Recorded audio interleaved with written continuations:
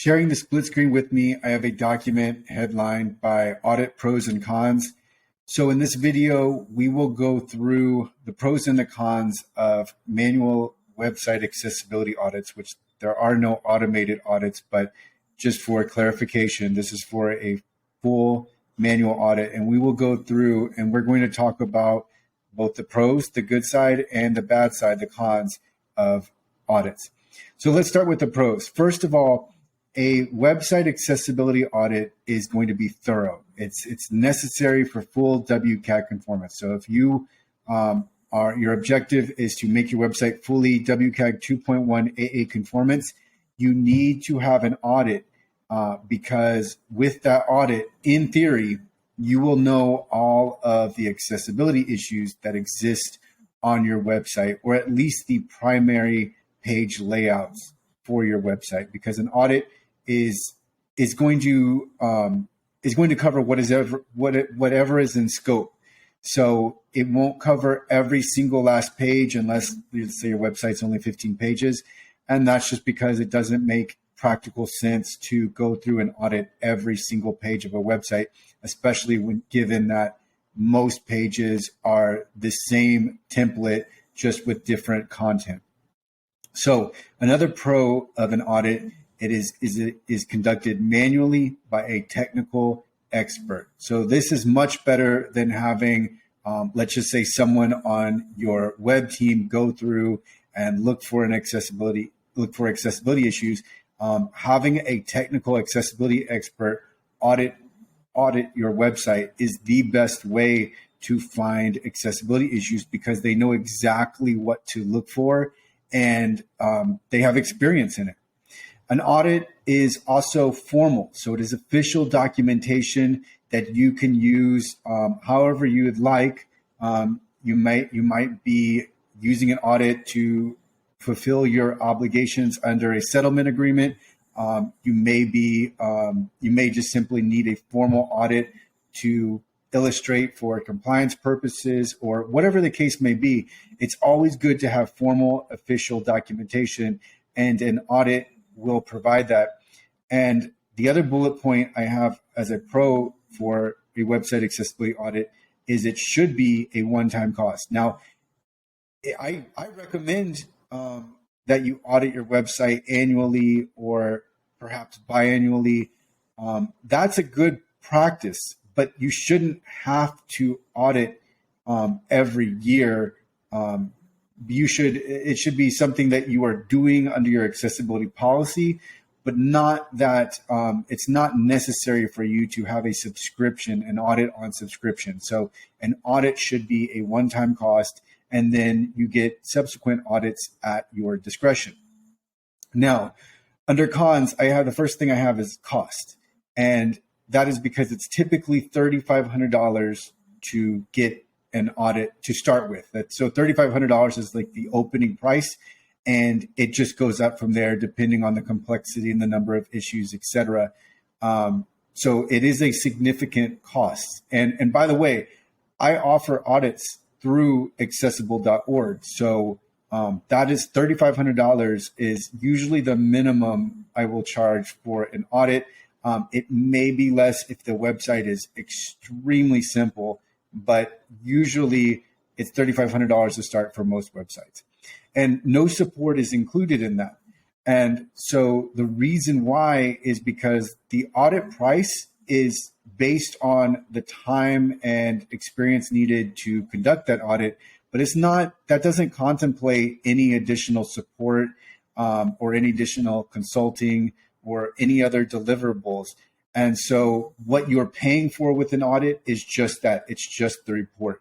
Now, with accessible.org, if you get an audit returned, I will make sure that you understand that audit. So if anything in the audit is unclear, then I invite any questions on that. But it's not, there's nothing additional beyond me explaining what the audit is. I always want to make sure that any audits I return are clear and easy to understand and easy to take action on, but there's no additional support beyond that because the cost of the audit is based on what all the work that has gone into it, not any work that is subsequent. So another bullet point is an audit typically will take 3 to 4 weeks to complete and return.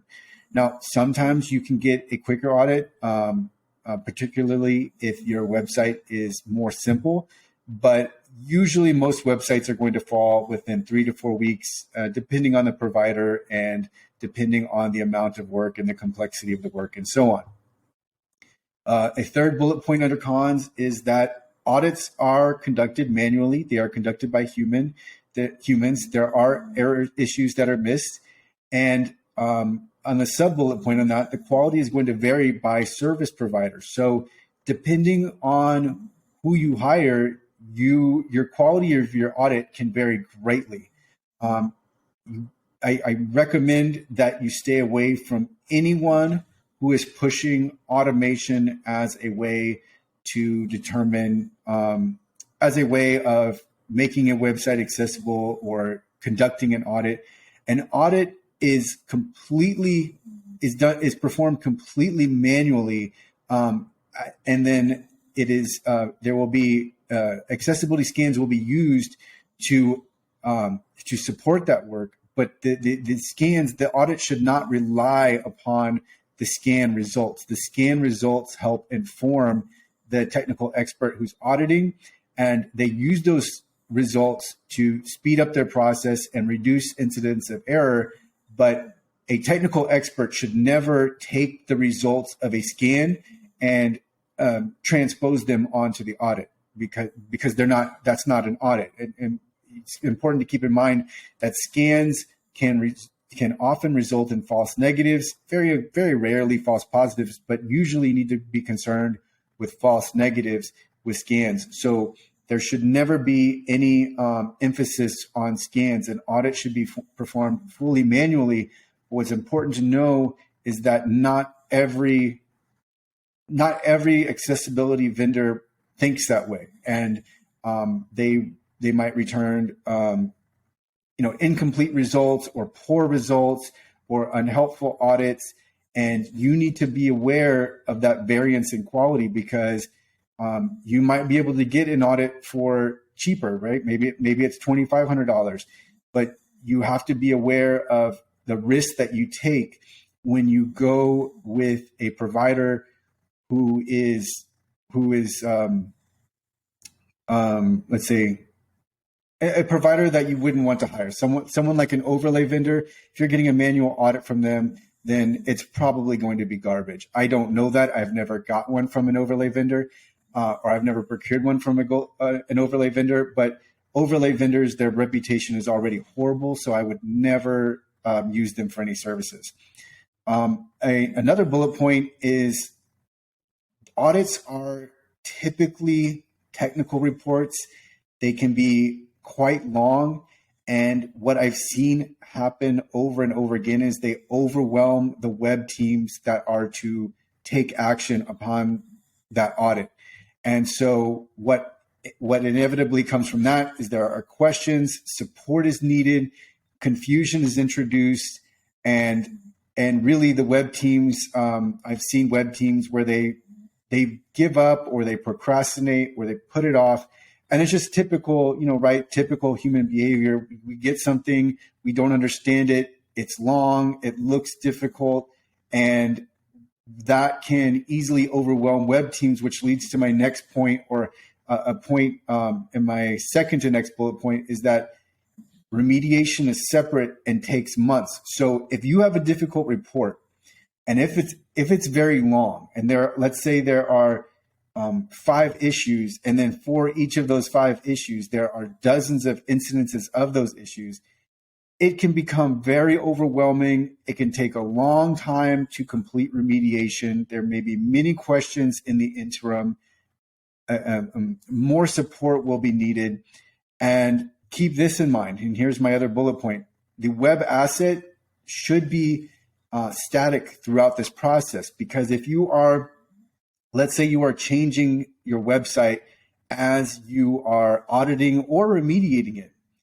If you are making other changes, if there's another department that is making changes, it will affect the ability to either find issues or implement those issues, because your web asset, typically your website, needs to be static throughout. If you are making changes, you're going to disrupt the process of finding issues, and so you may introduce issues, and the audit won't include those.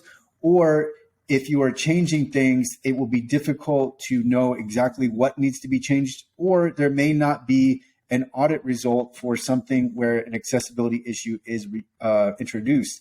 So it's important to be mindful of that. And I know that especially for larger organizations, their websites are constantly changing and turning over. So if that is happening, you want to make sure that you're not introducing any accessibility issues.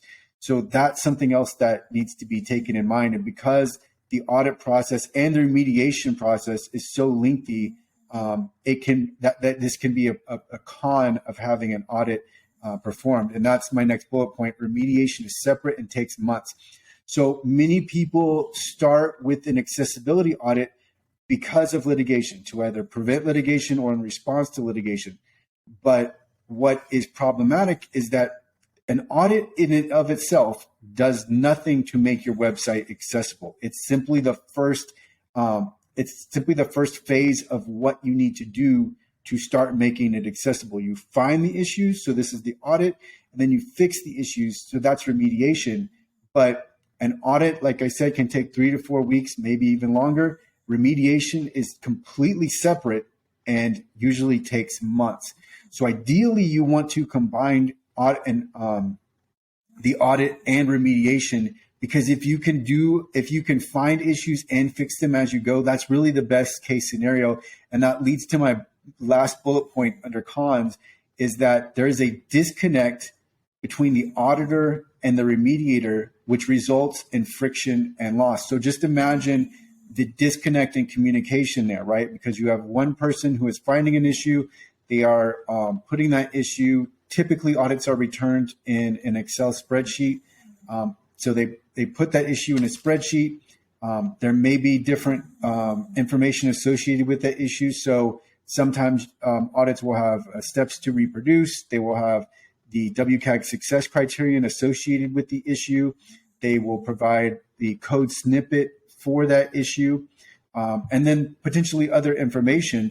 But the person remediating that might need help in any number of ways in either understanding what the issue is, understanding how to reproduce that issue. They might not know how to use a screen reader. So there's all sorts of disconnect between the initial audit and then the subsequent remediation that really ends up resulting in a lot of friction and loss. If you were to do those at the same time, it would be much, much better. But of course, there's a reason that audits are being done, is because, as I mentioned under the pros, these audits are being conducted manually by a technical accessibility expert, which is very key to not only being thorough, but being accurate in the finding of issues and the fixing of issues. So this is a good rundown of the audit pros and cons. I think for many small businesses, audits really aren't something that's affordable, so they end up going without. But you don't that's obviously it's understandable that you don't get the audit because the cost is significant, but at the same time, it's difficult because if you're concerned with litigation is currently ever present, the risk of litigation.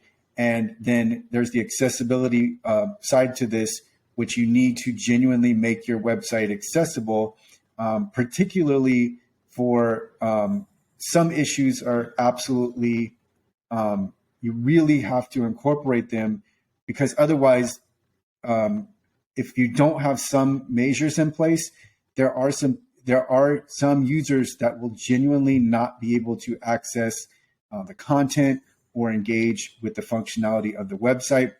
So there's two sides of this, and ultimately, whether it's whatever the impetus is, you need to make sure your website is accessible. So you need to get this done and figure out a way that works for your budget. I have created the ADA compliance course, which is, I believe, the perfect answer in all of this, because it provides for genuine. It's going to make your website genuinely accessible. There won't be a disconnect between the auditor and the remediator, because that will be the same team. It will be your web team. As they are being trained on accessibility, they are able to go through your website and not only find the issues, but take action and fixing them. Now, obviously, this is not perfect because your web team is learning accessibility as they are taking action, but the key is not perfection here, it's progress. And so if you can progress with your web team as they're going through these instructions, you're going to not only significantly reduce your risk of litigation, but you're also going to significantly improve the accessibility of your website. And then as they go through this training, they're going to be more knowledgeable, introduce less accessibility issues. And then once you go through the course, then at that point, you can go back and look over what you've done and start to review and improve accessibility and work towards WCAG conformance. And so really, so many people get caught up in making sure they have every last issue right and fixing let's say all of the incidences of alt text issues, whether it's no alt attributes or missing alt text or insufficient descriptions. And they get so caught up in one success criterion that they don't look broadly and understand that images are only one aspect to accessibility. We need to do the best we can, move through these, and then work through them again once we have improved accessibility and lowered the risk of litigation. Because to me, the worst case scenario is that you are paying money to a plaintiff's law firm unnecessarily, and then you still have to take care of accessibility anyway. So my approach is to reduce the risk of litigation and then improve accessibility and divert all of the resources into accessibility rather than settling with a plaintiff's law firm.